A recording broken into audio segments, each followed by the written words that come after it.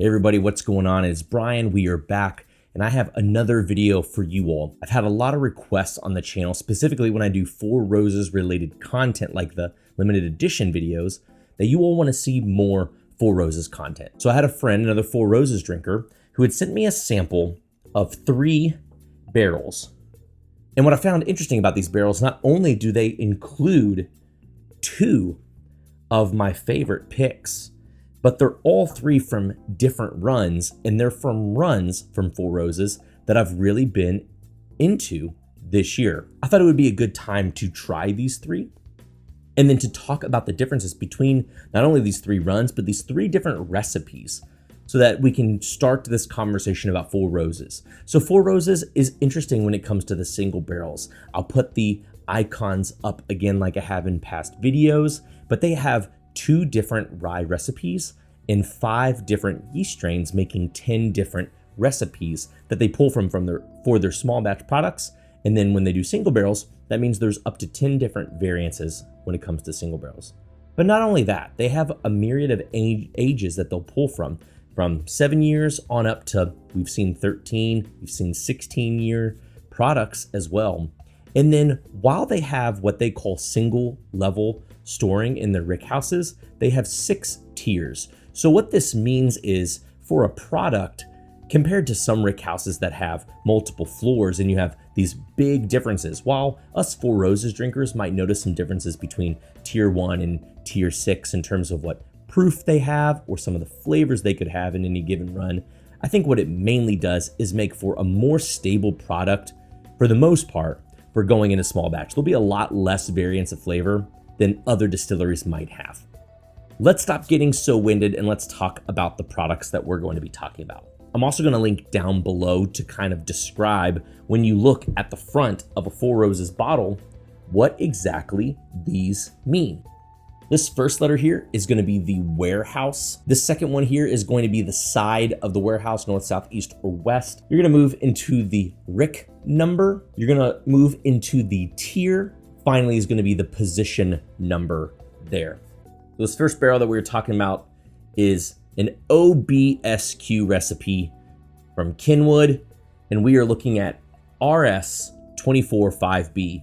We are going to move into this sample from Bevmo. It is an OESV. I do happen to have this bottle, and this comes from the run that I've been going after this year, from this Ps58 run of OESVs. So the OESV is low rye, and I've just been really enjoying the profile that comes from these barrels. So I'm excited to have that in this tasting.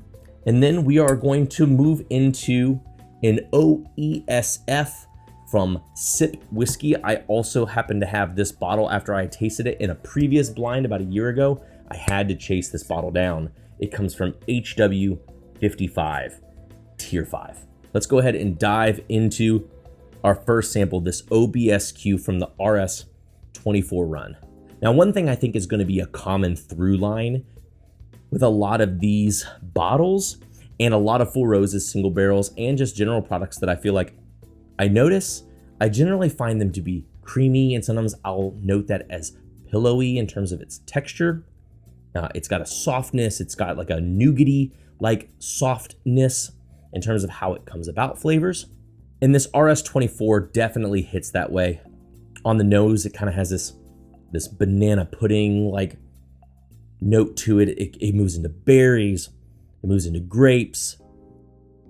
It's got this creamy like chocolate mousse note, and there's something right there at the end that's like a little bit like a nutmeg or something. It's got a spice or like a herbal quality that definitely gives it like a slight bit of this like savory herbal like note that it just keeps it from being totally desserty. Let's go ahead and go in for a taste. Yeah, this RS24 definitely hits the way that you expect when you go into a Four Roses. This definitely seems to hit with a bit of that proof, you can tell. But the notes that come underneath that are these berry-like notes, these grape-like notes. As another friend who's a Four Roses drinker mentioned, that he says this kind of has that berry and the grapiness, and then has like a cognac-like finish. And I can definitely see where that's coming from. You have this almost tropical, like a banana, slightly tropical fermentiness to it. Oak in there as well. It's got that chocolate mousse note like I noticed on the nose, just kind of like a silky chocolate profile right in the middle. Like I said, you can definitely kind of notice the spice, and it does have a slightly quicker finish than I think the other ones are that we're going to come to. When I drink this as a Four Roses single barrel, I really like the flavor, but it makes me want something a little bit more full, a little bit more balanced, a little bit more rounded. Let's go ahead and move into the Ps58 Oesv. Whew, man. Right away, this nose is awesome. This nose is like fresh baked cookies. It's got caramel. It's got honey. It's got like raspberries and strawberries dipped in honey. It's got some oak. It's got some oiled leather.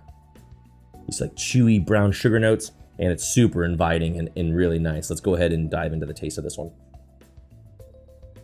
It's almost a disadvantage having this barrel in this tasting, because I do think this is one of the more perfect profiles that can come out of Four Roses. It kind of just hits on all the spectrums of flavor that they have in various products. To be quite honest, I feel like tasting this side by side with the 2021 Four Roses LE, while there might be a little bit more going on in the 21, this is a really nice consolation offering. In a lot of cases, I bet a lot of people would probably vote this as the better pour. It's perfumed, it's floral. You get these purple fruits and candied raspberry notes. So like these sugary candied fruit notes. You notice leather, caramel, rich oak, very chewy, and then lots and lots of sweet honey on the palate. If you were to compare this to the profile of like honey finished whiskeys, you might even think that this is one of those for a little bit because of how much it's got that nice honey sweetness that lingers. And again, the thing I love most about this, I think this is just a really balanced Four Roses pour. It has every flavor I feel like I've pulled out of Four Roses before. It's toned perfectly. All the notes are present, they're complex, and nothing really dances on the other. It just has everything going on. When I get creamy oak and leather, candied fruits, and then a nice harmony of like some floral and some fragrance to it that kind of reminds me of the 19 LE, you know, I'm all about that. So this is a fantastic pour. And we're going to transition into HW55 now. And I specifically put this one on the end because this has been a run that really surprised me. I've had some OESFs and they have come off, especially some of the newer runs of OESF, have come off fine. They've come off really good, a little cinnamony, a little bit short and dry. But this HW55 run of OESFs came out of the gate and it was a little bit surprising. There's like a smoke note that was present to a lot of them. It almost reminded me of Beam a little bit in that regard. And so on the nose right away, it's like a slightly less complex but ramped up in flavor version of the OESV we just talked about. Rich brown butters, caramel, like a honey bun stickiness to it, like a soaked bundt cake. I mean, it's got these toasted, dense, sugary notes all through it. A cinnamon spiced oak in there, and then like a slightly funky leather note. Let's taste this OESF. Oh man, the palate it's very complex. It starts off a little bit more rough. It starts off a little bit more bold than the OESV.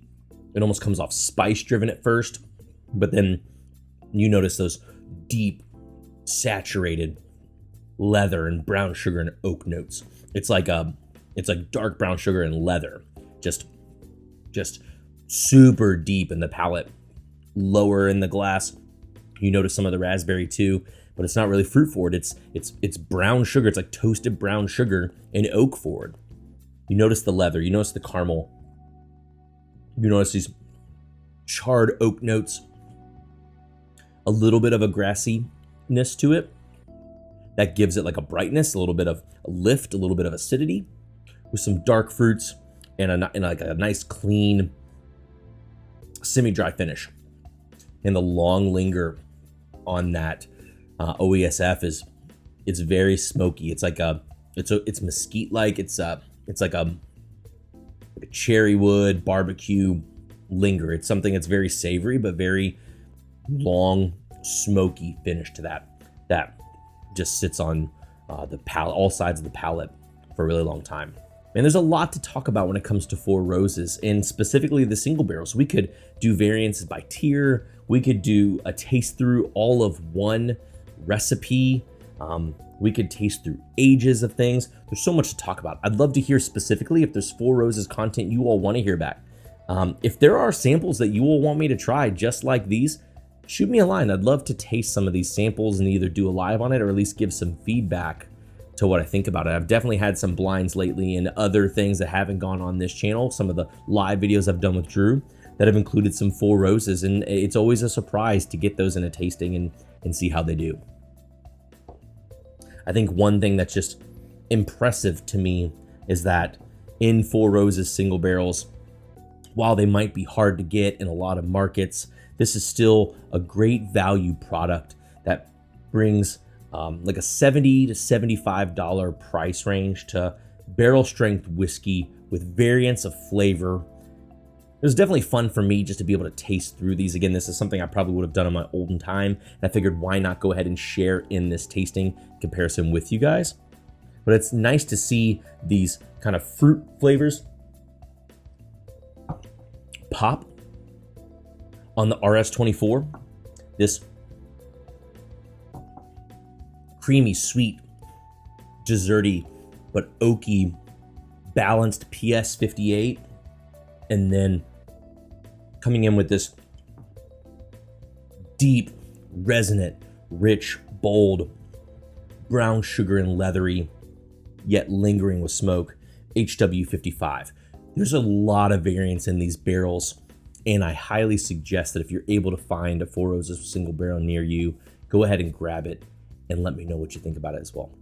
Thanks as always for tuning in, everybody. I hope you all enjoyed the content. Jump down below, leave me a thumbs up, hit subscribe if you haven't already. I'd love to continue to bring content to you all.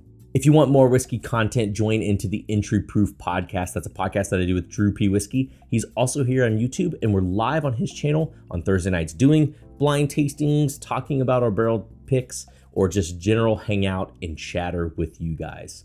If you haven't, feel free to subscribe to our Patreon. That's patreon.com/entryproofpodcast. That's a way that you can support me, support Drew, and the content that we're bringing to you all on YouTube and beyond. Until next time, everybody, we'll see you later.